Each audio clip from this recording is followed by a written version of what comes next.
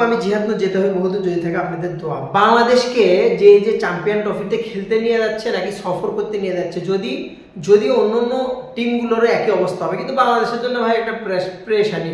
একবার দুবাইয়ে ভারতের সাথে খেলতে হবে, একবার মানে ইন্ডিয়ার জন্য এই কঠিন একটা পরিস্থিতি প্রত্যেকটা টিমের, প্রত্যেকটা দলের।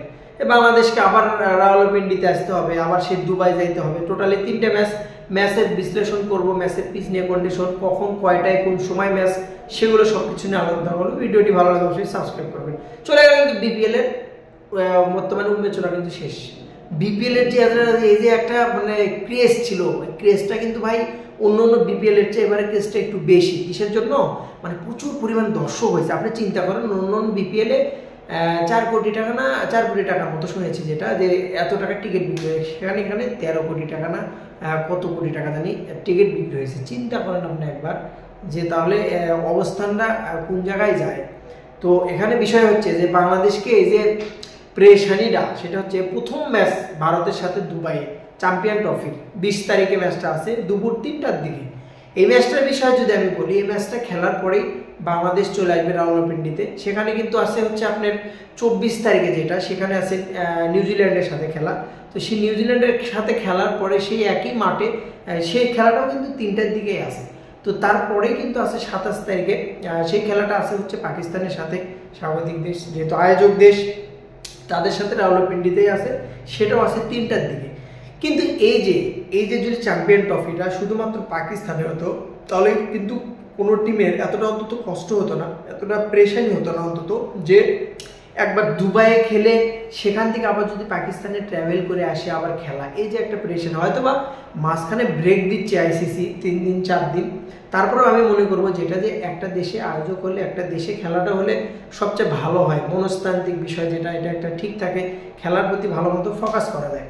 তো প্রথম ম্যাচটা ইন্ডিয়া এবং হচ্ছে বাংলাদেশের যে ম্যাচটা, এই ম্যাচটার বিষয়ে যদি ছোট করে, যেহেতু প্রথম ম্যাচ সেই হিসেবে যদি আমি বলি, সেটা হচ্ছে ইন্ডিয়ার সাথে, ইন্ডিয়া তো অনেক সবসময়ের জন্য এগিয়ে আছে। তবে দুবাইয়ের মাঠে কিন্তু একটা ফ্যাক্ট আছে ভাই, সেটা হচ্ছে যে অনেক বড় বড় টিম ওখানে কিন্তু পিচটা বুঝে উঠতে পারে না, এবং বলা যায় যে স্লো পিচ।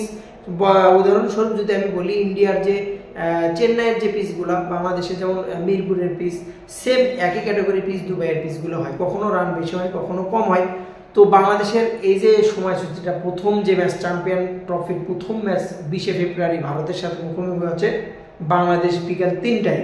তো এই ম্যাচটা কিন্তু একটা বাংলাদেশ ভারতের যেহেতু একটা অন্যরকম উত্তেজনা অবশ্যই কিন্তু কাজ করবে, অবশ্যই উত্তেজনা কাজ করবে। কারণ বাংলাদেশ ভারতের ম্যাচটা হলে কিন্তু দর্শকের ভিতর আলাদাভাবে কিন্তু একটা চাহিদা থাকে। অলরেডি টিকিট কিন্তু শেষ, পাকিস্তানের সাথে বাংলাদেশের যে টিকিট এটাও কিন্তু শেষ। শুধু রাজনৈতিক তৎপরতা যদি আমি বাদ দেই, সেদিক থেকে বিবেচনা করলে চ্যাম্পিয়ন ট্রফিটা শুধু পাকিস্তান হতে পারত, একমাত্র ভারতের জন্যই কিন্তু চ্যাম্পিয়ন ট্রফির এই কন্ডিশন। তো বাংলাদেশের সাথে বাংলাদেশের যে স্কোয়াডটা দেওয়া হয়েছে, সেখানে মোটামুটি আমার কাছে মনে হয়েছে নাজমুল হোসেন শান্ত বাদে সবাই কিন্তু ব্যালেন্স একটা টিম। বাংলাদেশের যে টিমটা সম্ভাব্য একাদশ সুন্দরভাবে সাজানো সম্ভব, যেখানে শুধু লিটন কুমার দাসকে মিস করব। তবে আমি যতটুকু নিউজ পাচ্ছি, লিটনকে হয়তো বা ব্যাকআপ ওপেনার হিসেবে নেওয়া হবে আর কি, যেহেতু স্কোয়াড দেওয়া হয়েছে। সো সেই হিসেবে কাউকে হয়তো ইঞ্জুরি দেখিয়ে আইসিসি রুলস যেটা নিয়ম যেটা, সে অনুসারে হয়তো বা লিটনকে খেলানো উচিত ভাই, দরকার লিটনকে দলে, অবশ্যই দরকার আছে। আপনি লিটনকে খেললে টিমটা ব্যালেন্স হবে, একটা টিম হবে। তো বাংলাদেশের প্রথম খেলা 20 তারিখে, দ্বিতীয় খেলা 24 তারিখে, এবং তৃতীয় খেলা যেটা, সেটা হচ্ছে যে পাকিস্তানের সাথে 27 তারিখে। 3টা খেলায় 3টার দিকে হবে, এবং একটা হবে ভারতের সাথে, যেটা এটা হবে দুবাইয়ে, পরের 2টা হবে রাওয়ালপিন্ডিতে। Best of luck, champion trophy Bangladesh ভালো কিছু করুক, ভালো কিছু হয়ে নিয়ে আসুক। চ্যাম্পিয়ন ট্রফিতে অন্তত প্রথম যে 3টা ম্যাচ, তার মধ্যে অন্তত প্রথম ম্যাচ 2টা জেতা খুবই very very important. Best of lakh, ভালো থাকুন, সালাম আলাইকুম।